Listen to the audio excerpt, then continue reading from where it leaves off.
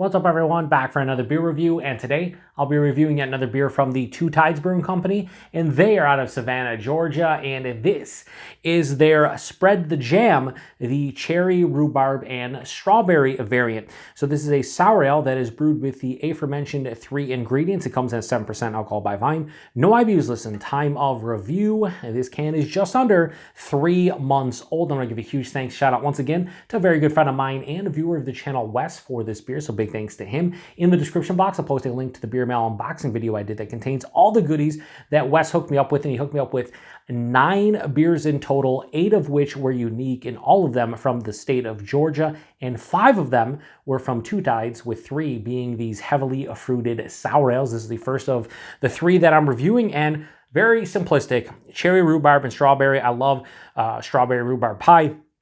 I've never had a jam with cherry, rhubarb, and strawberry, but I'm sure it's delicious. And this is gluten-free, so I don't know if this is kind of like seltzer-esque or they're brewing a base sour ale that has, you know, with different malt that is gluten-free. I don't know, but we're going to crack this one open. I will say, when he sent out the package, some of these cans were tight. This one isn't super tight, so I don't know if this is going to explode, but if it does, we're going to enjoy it together. Hopefully it doesn't. I do have bounty paper towels off camera, but we'll see. Is this going to explode? Hopefully not. Here we go. We are good. And I'm going to, well, hang on, it's rising. A little bit rising. Oh yeah, here we go. Look, see, now it's coming out. All right, so I'm pouring in this froth glass because this is a 12 fluid ounce can, as opposed to a lot of 16 fluid ounce cans. So we'll talk about the price point and everything at the end, and the difference now with these being in 12 fluid ounce cans instead of 16. Basically, Wes said in Georgia they have a law where they can only sell so much beer to go at a brewery. So they were unable to sell cases of a lot of their beers because 16 fluid ounces, you sell a case of it, it's too much. So they switched these 12 fluid ounce like energy drink cans. And they can sell cases of everything to go now, which is nice. And I think it just works better in styles like this. So, you know what? I'm not going to pour the rest. We'll wait until the end. I'll throw this over here. This is already at the top. So what does this look like? This looks like a heavily fruited sour, no doubt.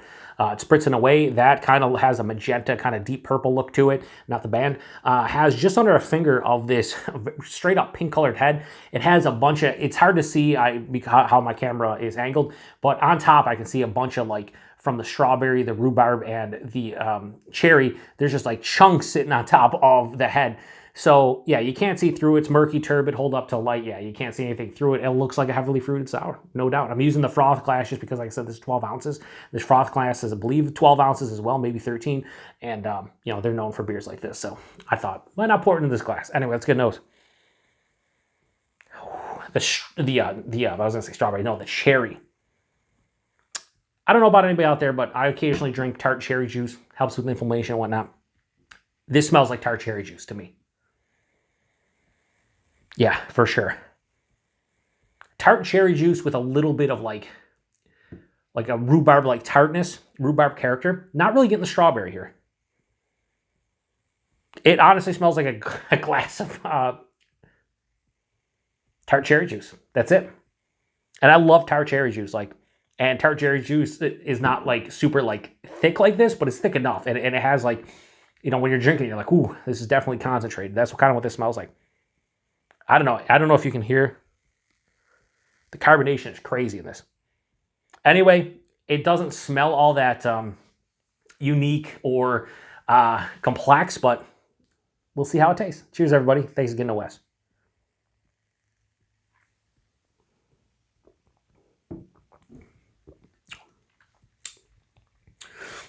Pretty much what it tastes like.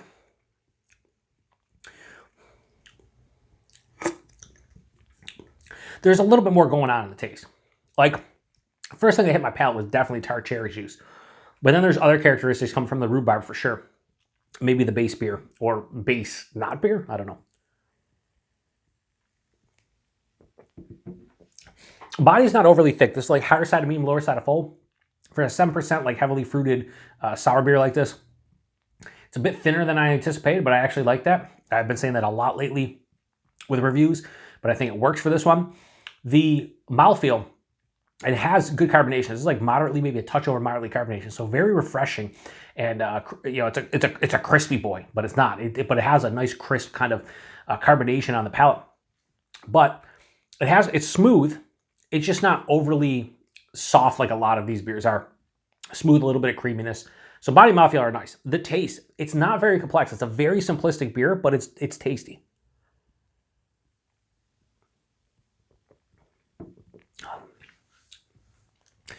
So the predominant note on the palate is definitely cherry, and it's more in that tart cherry juice kind of realm.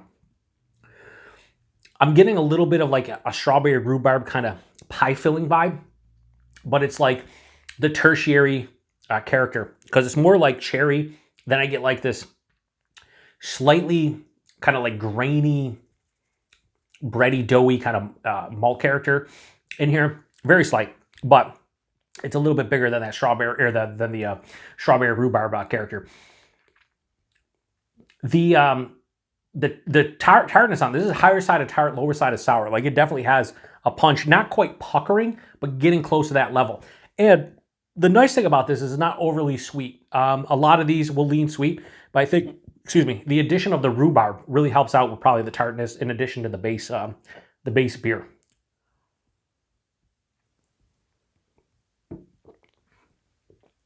This is something, while kind of rich and decadent to some degree, it's also still very, very drinkable, very easy to drink. It's refreshing. If someone was in the mood for like a tartar, fruity drink in general, you just hand this to them and be like, here you go. But you have to, and everybody's palate is different, but from what I'm tasting, you need to enjoy cherry, and more specifically tart cherries. Again, I love tart cherry juice, so this kind of works for me. However, I got to be 100% honest with you, and the lack of complexity of this beer, and just pretty much one main note with a couple other like notes and characteristics that are accentuating the beer. Two Tides usually blows me away, but blows me away. This is not blowing me away. I still think it's really nice though. It's not overly sweet. Has enough of that tart sour kind of sensation. No bitterness to speak of. On the finish, this is semi-dry with a nice, again, firm tartness into low sourness. I love that the acidity isn't through the roof. Probably not going to have heartburn. This is nice, but not amazing. It's very simplistic. When I saw it, I was like, all right, spread the jam. So you're going for like a cherry strawberry rhubarb jam. And I could see this working like on a piece of toast or like an English muffin or something if they had this kind of jam, available. And I'm sure there's a, cherry strawberry rhubarb jam of some sort that you can find. I'm going to be honest. I'm going to spread the jam, the cherry rhubarb and strawberry variant. I'm going to give this a high 4 out of 5, go 4.05.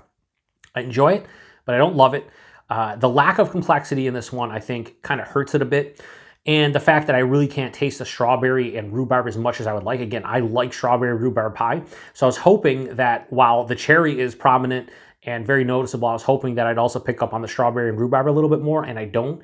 I'm sure some people have. I just don't pick up on it. If so, that would move into like the low 4.25 range. But as is, 4.05 out of 5. I still think it's pretty nice. It's just not blowing me away like a lot of their sours do, but it's very nice. And I have a couple more sours from him.